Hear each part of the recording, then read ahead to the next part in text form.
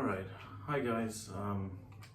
This week I want to talk about two more uh, transcriptions that are a bit odd, and then we're going to talk about truth values, and we're going to start making some small truth tables. So the first thing I want to talk about is the sentence neither nor.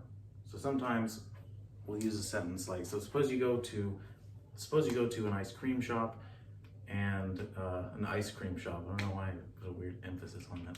You go to an ice cream shop and you ask the scooper behind the counter, can I have a scoop of vanilla? And he says, oh, I'm sorry, we're out, we don't have any vanilla. Say, okay, can I have chocolate then? And he says, oh man, I'm really embarrassed, but we don't have chocolate either.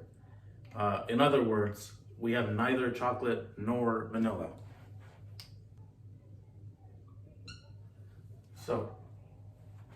So take these two sentences, right? We have vanilla, we have chocolate. Now we know that the ice cream scooper is telling us we have neither vanilla nor chocolate, right? So we know we're gonna have to have a tilde V, we're gonna have to have a tilde C, right? We have no vanilla, we have no chocolate, right?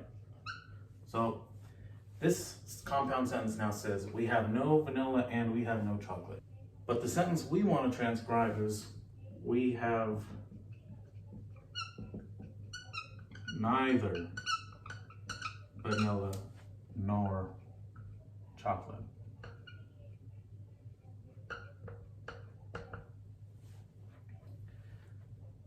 The way we do that is by writing it this way. It's not the case that we have vanilla, that we have vanilla or chocolate.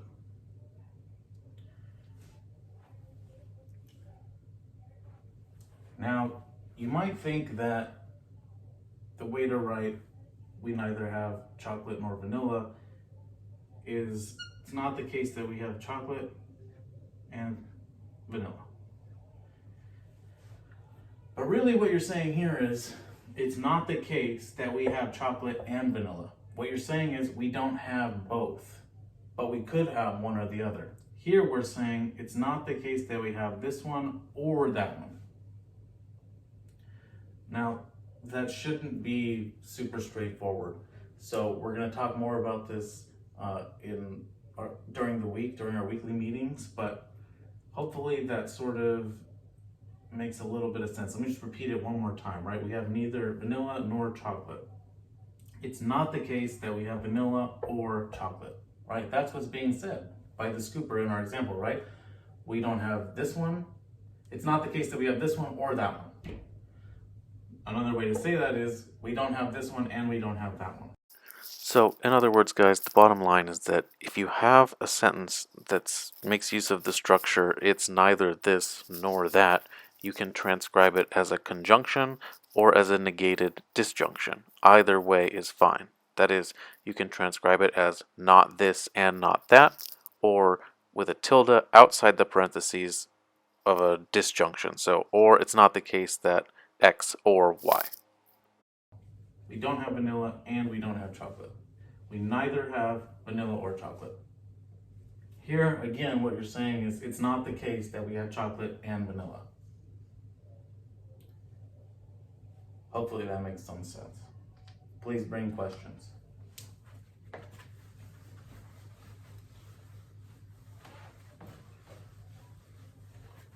All right, so here we're going to start our introduction to truth tables.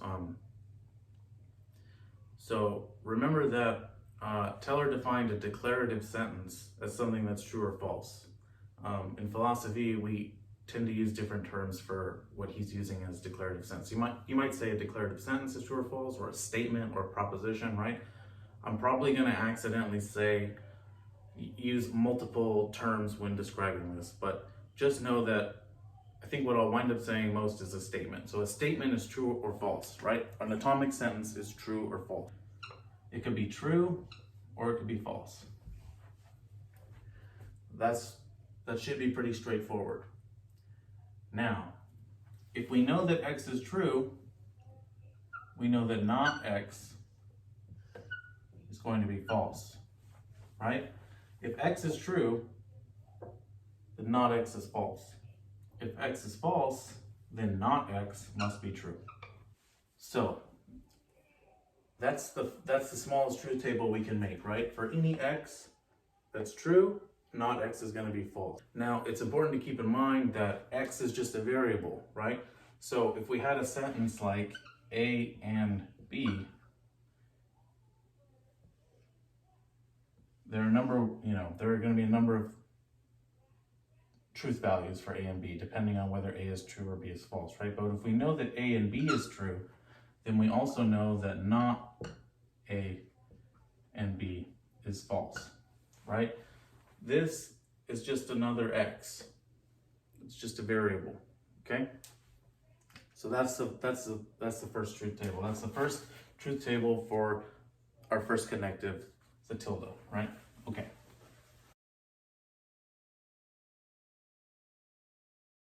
Now let's make a truth table for the ampersand, right? What do we mean when we say x and y?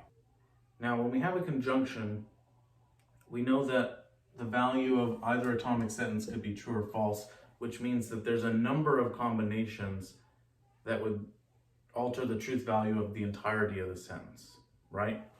So we know that we're gonna have, so here's what our truth table is gonna look like. X, y, x, and y, okay? What we're trying to determine are the truth values for x and y. So we know, right, we know that x could be true and y could be true. We know that x could be true and y could be false. We know that x could be false and y could be true. We also know that they could both be false. Now, these four rows exhaust all the possible truth values, or the combinations of truth values for x and y. So now we're going to read across. We're going to say, okay, suppose x is true and y is true. Then the sentence that claims x and y is also going to be true, right? If they're both true, then the statement's true. It's hot and it's sunny, right? So if it's true that it's hot and it's true that it's sunny, then it's true that it's hot and sunny. Okay? Now, what about here? X is true and y is false. So I guess we'll stick with the example, right? We're saying it's hot and it's sunny. Hopefully, right? On the day that I'm recording this, it's hot and sunny. So anyway, if it's true that it's hot, but it's false that it's sunny, is the sentence, it's hot and sunny, true? No, right? They both have to be true in order for the sentence, x and y, hot and sunny, to be true, right? So this is false. Let me just say that one more time. If it's true that it's hot and it's false that it's sunny, and I tell you it's hot and sunny, but remember, it's not sunny, then we know that the sentence, it's hot and sunny, can't be true. Because for any conjunction, the conjunction is true when both conjuncts are true, right? So here we have just another example, but the values are flipped, right? Suppose I tell you it's hot and sunny, but it's false that it's hot and it's true that it's sunny. Well, then it's clearly not hot and sunny, right? So that would make the sentence false. If the first conjunct is false and the second conjunct is true, the conjunction is not true. Okay. Lastly, if I tell you it's hot and sunny, but it's neither hot and sunny, then obviously this sentence is false. But that's the truth table for a conjunction.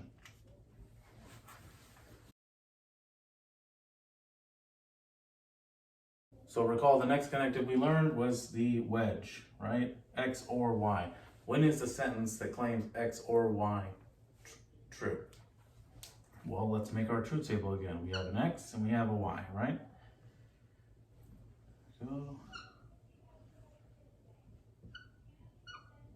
everything in our sentence is represented. Now recall X can be true and Y can be true.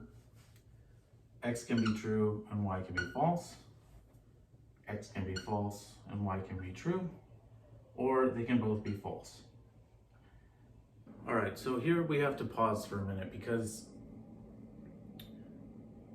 in the English language, when we use or, there's a certain ambiguity. Sometimes we mean or A or B or both. Sometimes we mean or as in A or B and not both, right? So, for example, if when a parent tells a child, you can have cake or ice cream, they're clearly not saying you can have cake or ice cream or both, right? But suppose I say something like, the tournament's either on Saturday or Sunday, I can't remember.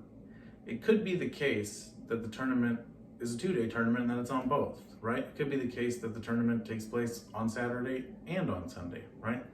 So we have to make a decision. And the decision we're going to go with for this course is we're going to use the inclusive or, which means when we say X or Y, we mean X or Y or both.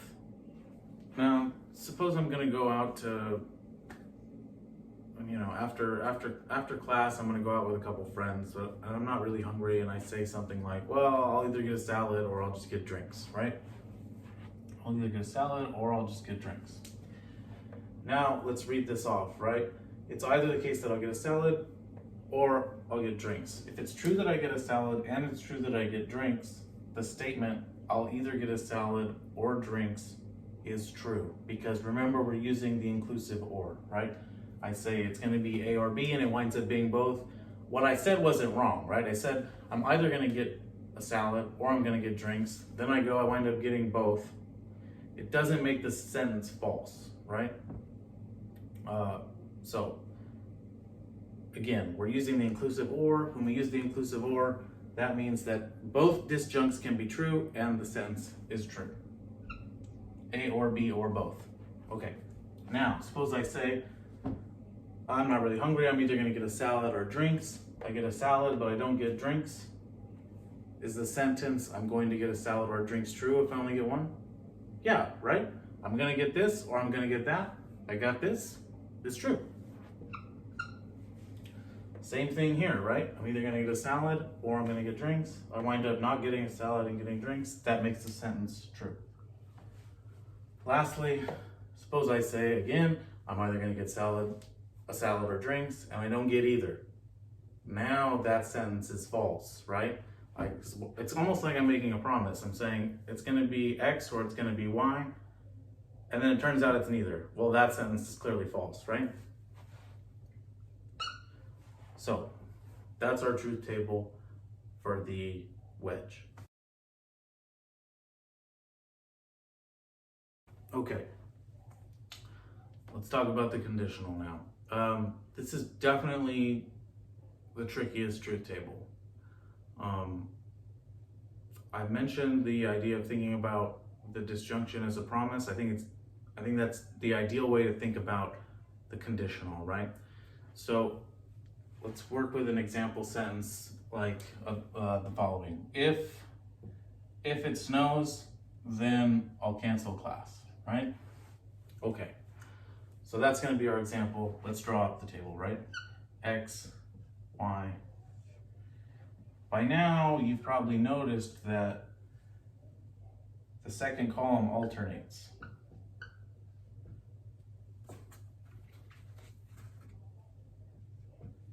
And the first column double alternates. Okay, but recall, right? They can both be true, one can be true, one can be false, one can be false, one can be true, or they can both be false. Okay, now we have if X then Y. This is the conditional. All right. So suppose I say, if it snows, then I'll cancel class. And it does snow, and I do cancel class. That's pretty straightforward. That sentence is true, right?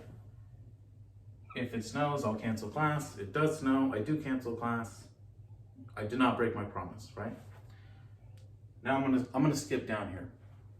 Now suppose I say, if it snows, then I'll cancel class. And it doesn't snow, and I don't cancel class. Did I break my promise? Remember, what I'm saying is if it snows, I'll cancel class. But in this fourth row, it doesn't snow, and so I don't cancel class. And so my promise isn't broken. And therefore, that doesn't make the statement false, right? Let me just say it one more time. if it snows, I'll cancel class. It doesn't snow, I don't cancel class. That doesn't make the statement, if it snows, then I'll cancel class false. It just means that things didn't work out such that I canceled class, right? So this is true. That's gonna seem kind of weird, but remember, the conditional is a much more complex statement than A and B. The second part is dependent on the first part in a way that the conjunction and the disjunction is not. So it's going to look weird that, you know, the antecedent and the consequent are false, and yet the sentence is true. But remember, if you think about it in terms of it being a promise, it doesn't seem so weird, right? I promise you, if it snows, that I'll cancel class, but it doesn't snow, so I don't cancel class. So I have not at all broken my promise. Okay, let's keep working our way up. In this instance, I say, again, if it snows, I'll cancel class. It doesn't snow, but I do cancel class. Now, have I broken my promise? Think about it for a second. If it snows, then I'll cancel class. It doesn't snow, but yet I still cancel class. Does that make the sentence false? The answer is no, right? I tell you, I promise you, if it snows, then I'll cancel class. It doesn't snow, but I still cancel class. I didn't say that I would only cancel class if it snowed. I just said, if it snows, then I'll cancel class, right? So this is going to be true as well. I don't break my promise, right? I'm saying if it snows, then I'll cancel class. It doesn't snow, but I still cancel class. Maybe there was some kind of emergency, hopefully not, right? And that led to me canceling class. So I haven't broken my promise. Okay. Lastly, now, suppose I tell you, again, right? Broken record. If it snows, then I'll cancel class. It does snow, and I don't cancel class, right? That's a real scumbag thing to do, right? If it snows, then I'll cancel class. It snows, and I don't cancel class. That makes my promise false, right? Or, you know, bullshit. But really, it's whether it's true or it's false, right? So if it snows, then I'll cancel class. It does snow, but I don't cancel class. That makes my promise false. That makes the sentence, if it snows, then I'll cancel class, false. So that's the most complicated. Again, I'm going to give you ample practice in the homework questions. So yeah, if any of this is unclear, which some of it must be, because, you know, again, I'm stuck in some empty room lecturing to nobody, I'm going to make mistakes. So please bring questions so that we can go over them in our meeting. Okay, good.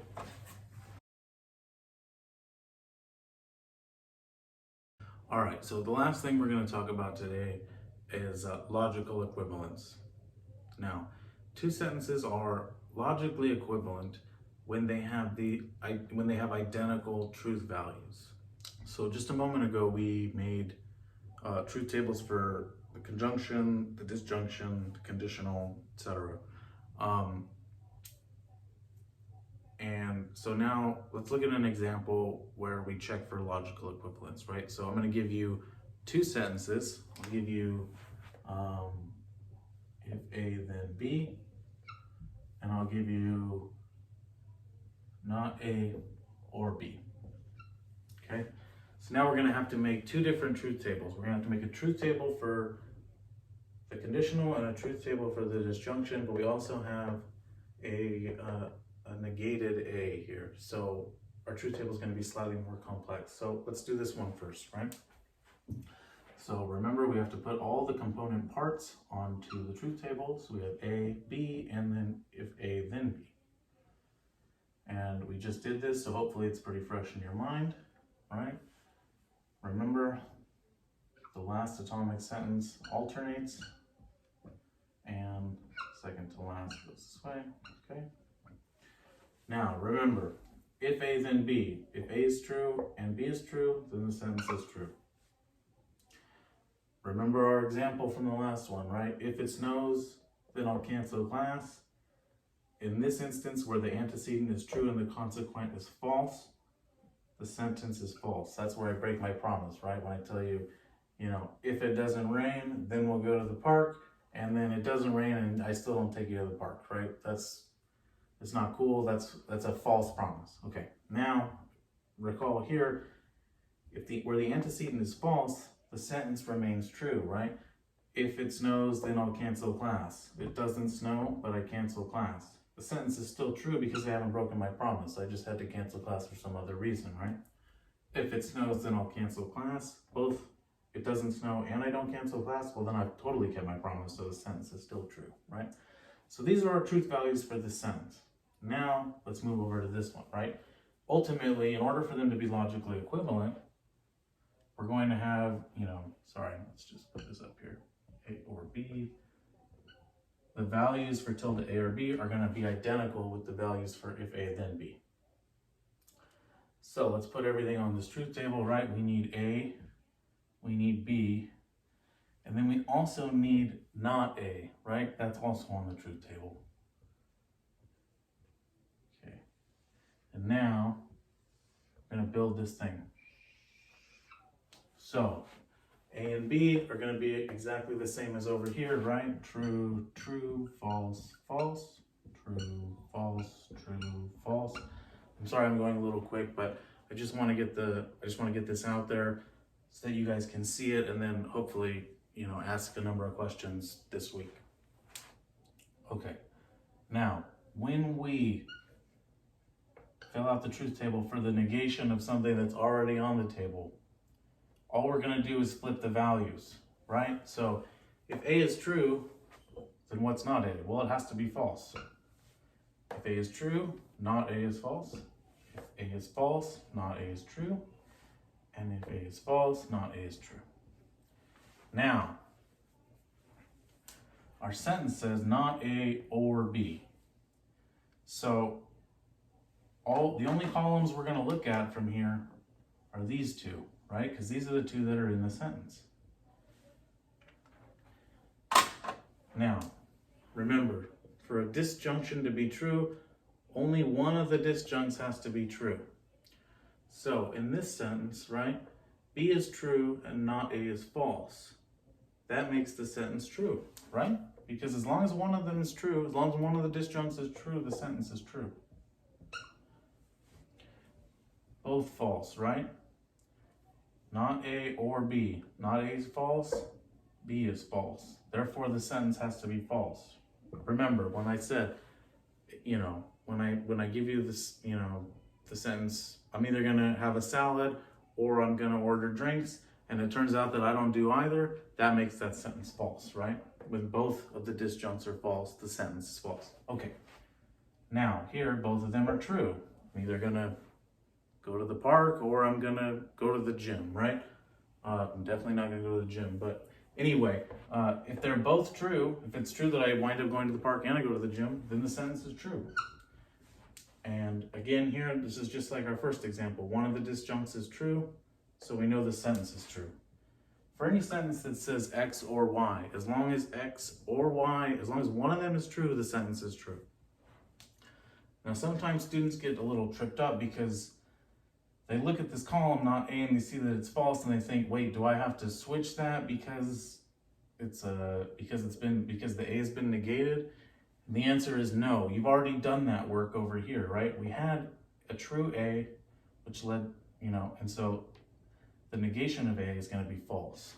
So there's no more flipping once you fill out the truth table. All you have to do at that point is read it. Okay. Now remember, our question was, are these two sentences logically equivalent? If they're equivalent, they're going to have identical truth values. And wouldn't you know what they do, right? So if A then B and not A or B are logically equivalent. So you'll see in homework, you'll have an opportunity to do a number of problems like this too. I think only a couple, but hopefully that makes some sense. Hopefully that's pretty straightforward. And yeah, please bring any and all questions to our meetings this week. Okay, thank you. Okay, hi guys. So there's one thing I forgot to mention, and I just want to run through it really quickly, and that's how to make a truth table that involves a negated compound sentence. So suppose you have to make a truth table for a sentence that looks like, let's just say it's not the case that A and B. So we're going to do the same thing we've been doing, which is to provide every atomic and compound sentence that we find on the truth table. So we have A, we have B, we have A and B, and we have the negated A and B. Okay, and so I just wanted to run through this because a lot of times what happens with students is they'll skip this step and they'll just have A, B, and then a column for the negated compound sentence. But just like when we learned to make the truth table for negation, you need an X in order to determine the truth values of a negated X. Right? Remember, if X is true, not X is false, and if X is false, not X is true. Right? So similarly, what we're going to do here is we're going to fill out these values first, then we'll fill out the value for A and B, and then we'll just look at the truth values for A and B and negate them in order to determine the truth values of the final column. Let me also just say this is a necessary step. You cannot skip steps when doing truth tables. So another thing that I have done so far in the lecture that you've just seen is sort of write these values. Sometimes I start here, sometimes I start here. I think it's really important to always go through these with the same procedure. So the first step is always going to be to lay out the truth values for the rightmost atomic sentence. That is the atomic sentence that's the farthest to the right, and it's always going to alternate, right? So you're going to have true, then false. It's going to alternate one by one. True, false, true, false. Then we'll move over to the first column, or the second rightmost column, and we'll alternate 2 by 2. It's important to do it this way, I think, and to always do it this way, because in the following week, you're going to learn how to make truth tables that have 3 atomic sentences, and rather than 4 rows, you're going to have 8 rows. But in the rightmost column, the truth values are always going to alternate 1 by 1, and that's why I think it's best to start there, then they'll alternate 2 by 2, and once you get another column with another atomic sentence, they'll alternate 4 by 4. So anyway, as you learned, right, the truth values for the conjunction are, the conjunction is true only when both conjuncts are true. So we know in this first column, true A and true B renders the sentence A and B true, and then the rest of these are going to be false. So I am going through this a tad quickly again, but I just want you to see how to construct a truth table where you have a negated compound sentence. So now, just like we did over here, when we have a negated compound sentence, it's not the case that A and B. We're simply going to look at the truth values from the compound sentence that's not negated, and then we're just going to flip them, right? So wherever A and B is true, not A and B has to be false. And wherever A and B is false, as it is in these final 3 rows, not A and B has to be true. And so that's how you do that. You will be asked to do that in a number of homework problems, so I just wanted to go over that briefly. Okay, thank you. Good luck on the homework.